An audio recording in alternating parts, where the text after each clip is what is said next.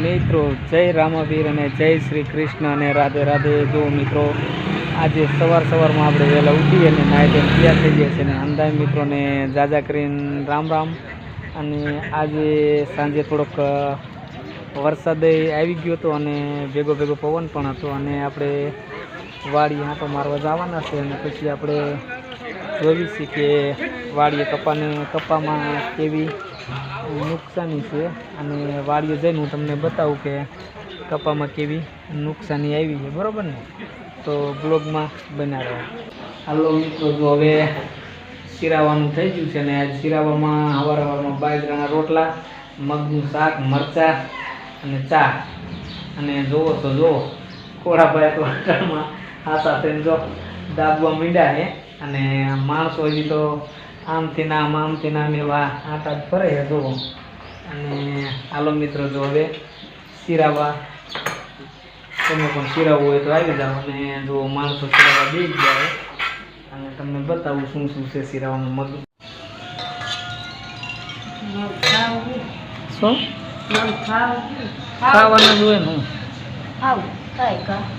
હા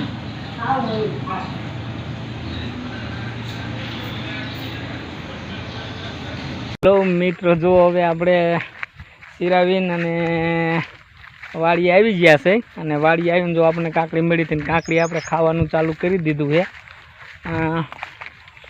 તમે જુઓ સાંજે વરસાદ અને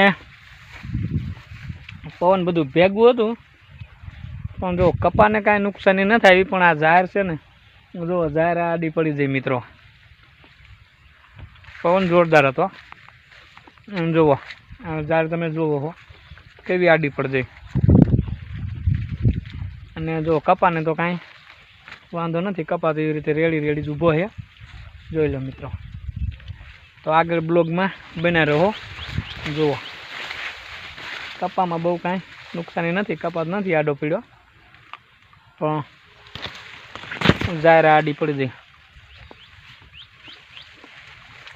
હાલો મિત્રો, જો આપણે વાડીએથી હવે ઘીરે આવી ગયા ને ઘીરે આવીને જુઓ તમે જુઓ થોડો અહીં રાખી દીધો, ઢકલો બંધ કરી દી પહેલાં।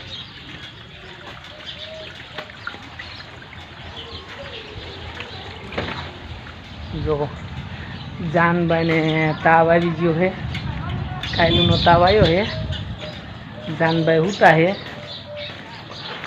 અને મારે તો વળી ફોલે કા બેટા તાવ આવી ગયો ને બેટા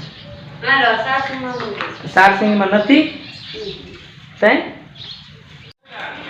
જુઓ માણસો સોરી ફોલે છે અને જાનભાઈને કાયલુનો તાવ આવી ગયો છે, હરખું આવતું નથી મારા ભોડાને ના આવતું ને બેટા, માથું દુખે છે ને, માથું દુખે મારા દીકરાને જો ને માણસો સોરા ફોલે છે ને આમ જો એક માણસ છે ને હાવ ભૂખડ છે એને તો 24 કલાક ભાગ જ ખાવો પડે, બસ ભાગ વિના બીજું કાંઈ ને જોઈએ જ નહીં।